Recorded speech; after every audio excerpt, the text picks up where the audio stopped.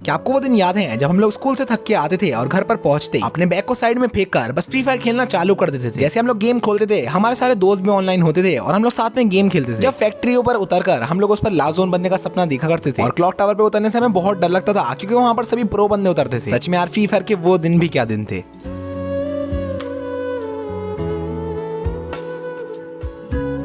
So hey what's up guys, welcome back to in the video. तो guys आज की इस वीडियो के अंदर मैं आपको हमारे फ्री फायर की कुछ ओल्ड मेमोरीज याद दिलाने वाला हूं। और आज की वीडियो आप लोगों के लिए इमोशनल भी हो सकती है क्योंकि गाइस आज आपको आपकी सारी फ्री फायर की पुरानी मेमोरीज याद आने वाली है। जब आप लोगों ने फ्री फायर को नया नया डाउनलोड करा था तब आपके साथ फ्री फायर में क्या क्या हुआ था और आपकी फ्री फायर में क्या क्या मेमोरीज थी। और जितने भी न्यू प्लेयर्स इस वीडियो को देख रहे हैं आप लोग भी वीडियो को जरूर एंड तक देखना ताकि आपको भी पता चले कि हमारा पुराना फ्री फायर कैसा था। क्योंकि अभी जैसा फ्री फायर है ना, हमारा पुराना फ्री फायर वैसा बिल्कुल भी नहीं था। पुराना जो फ्री फायर था वो इससे बहुत अलग था और बहुत अच्छा था। तो गाइस क्या आप लोगों को फ्री फायर के वो दिन याद हैं जब हम लोग गेम को बस एंजॉयमेंट के लिए खेलते थे और अगर हमें गेम खेलने को कोई मना ना करे तो हम लोग दिन भर भी गेम खेलते रहते थे। क्योंकि उस टाइम पर हम लोग अपने दोस्तों के साथ गेम खेलते थे, हम लोग आराम से रैंक पुश करते थे और रैंक गेम में बहुत ही मजे करते थे। जिस टाइम पर लॉकडाउन चल रहा था उस टाइम पर हम लोग पूरे दिन तो गेम खेलते थे, उसके साथ साथ पूरी रात भी गेम खेलते थे। उस टाइम पर बस हमारा एक ही सपना रहता था कि काश हम लोग हीरोइक पहुंच जाएं। और हीरोइक पहुंचने के लिए हम लोग दिन रात रैंक पुश करते रहते थे, अपने दोस्तों के साथ रैंक गेम खेलते रहते थे। लेकिन तब भी उस टाइम पर हम लोग हीरोइक पहुंच ही नहीं पाते थे क्योंकि उस टाइम पर हीरोइक पहुंचना बहुत मुश्किल था। और 2019 के टाइम पे जो फ्री फायर का म्यूजिक था वो सभी प्लेयर्स का अब तक का सबसे फेवरेट म्यूजिक है। आपको सुनाता हूँ आखिरकार उस टाइम पे फ्री फायर का म्यूजिक कैसा था और आपको भी इससे बहुत सारी अपनी पुरानी मेमोरीज याद आ जाएंगी। तो आप लोग फ्री फायर का ओल्ड म्यूजिक ये सुनो।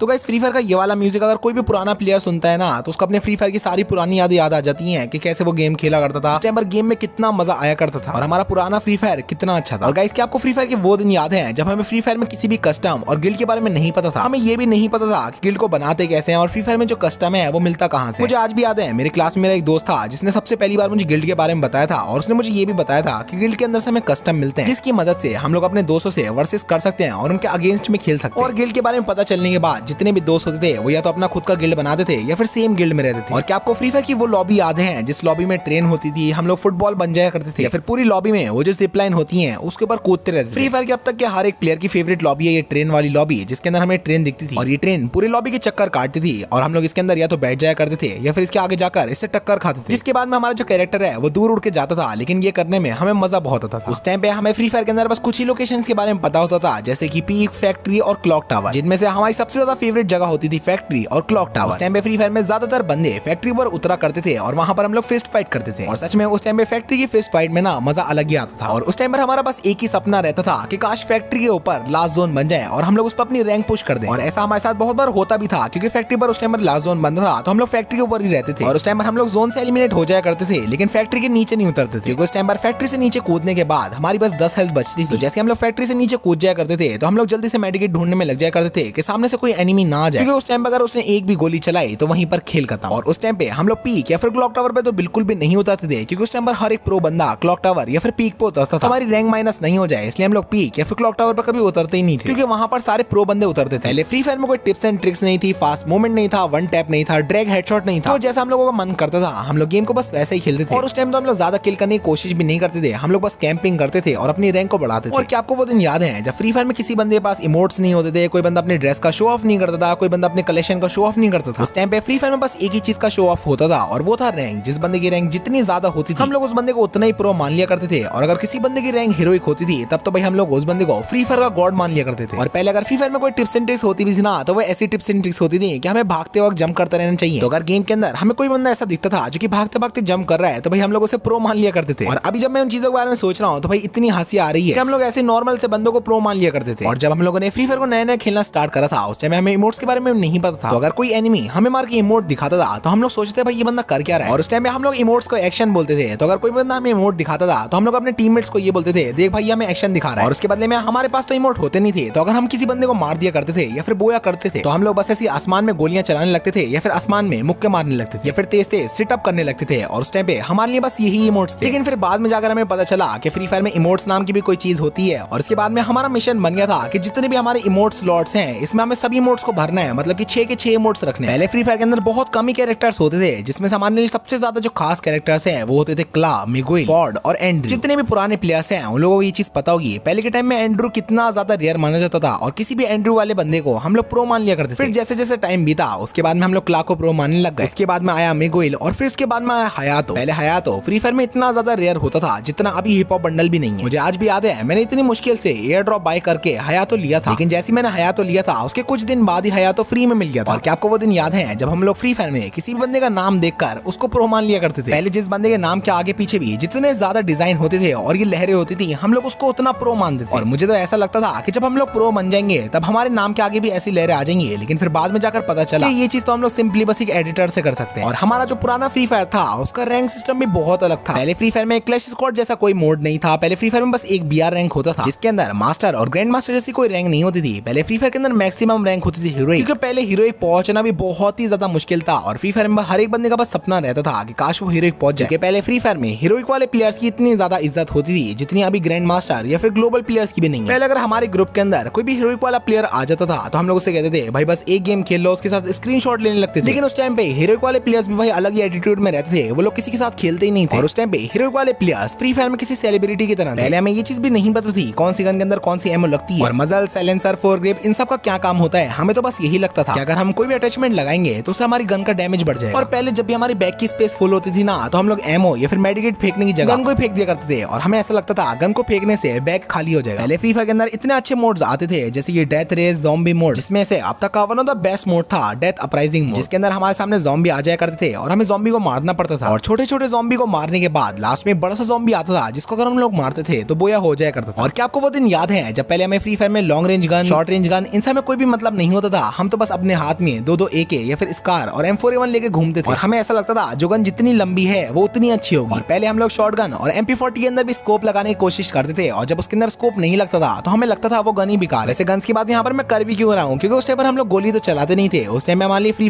फायर नहीं बल्कि कार रेसिंग गेम था। जब भी हम लोग मैप के अंदर उतरते थे तो बस हम लोग कोई भी व्हीकल ढूंढने में लग जाया करते थे। जैसे हमें कोई भी व्हीकल मिलता था तो उसके अंदर हम लोग पूरे मैप में घूमते रहते थे। और उस टाइम पे हमें सबसे बढ़िया व्हीकल लगता था जीप, क्योंकि हमें लगता था ये जीप तो चारों साइड से कवर है तो इसके अंदर मुझे गोली तो पड़ ही नहीं सकती। तो इसलिए उस टाइम में हम लोग जीप के अंदर ही घूमते रहते थे। और पहले फ्री फायर के अंदर ग्लाइडर भी होता था तो हम लोग पूरे मैप के अंदर ग्लाइडर से घूमते रहते थे। और गेम के अंदर ये जो जिपलाइन है जिसको अभी टाइम में तो बहुत कम बंदे यूज करते हैं, इसको हम लोग पहले बहुत यूज करते थे, क्योंकि पहले जिपलाइन पे चढ़ने में ना अलग ही मजा आता था। सच में यार फ्री फायर के वो दिन भी क्या दिन थे। बस गाइस यही थे कुछ ओल्ड मेमोरीज जो कि मुझे आप लोगों के साथ शेयर करने थे। अभी आप लोग कमेंट करके बताना कि आज की ये वीडियो आपको कैसे लगी। तो गाइस अगर आप लोगों को वीडियो पसंद आई है तो वीडियो को लाइक जरूर से कर देना। और अगर आप लोग भी फ्री फायर के एक ओल्ड प्लेयर हो तो आज चैनल को सब्सक्राइब करना तो बनता है। तो जितने बंदों ने अभी तक सब्सक्राइब नहीं करा है सारे बंदे आज सब्सक्राइब कर लेना और बेल आइकन को ऑल पे सेट कर लेना। और अगर आपके पास भी फ्री फायर की कोई ओल्ड मेमोरी है तो गाइस आप लोग कमेंट करके बताना, देखते हैं मजा आएगा। तो बस गाइस इस वीडियो को हम लोग यहीं पर खत्म करते हैं और मैं मिलता हूँ आप लोगों से किसी और वीडियो में। तब तक के लिए बाय बाय।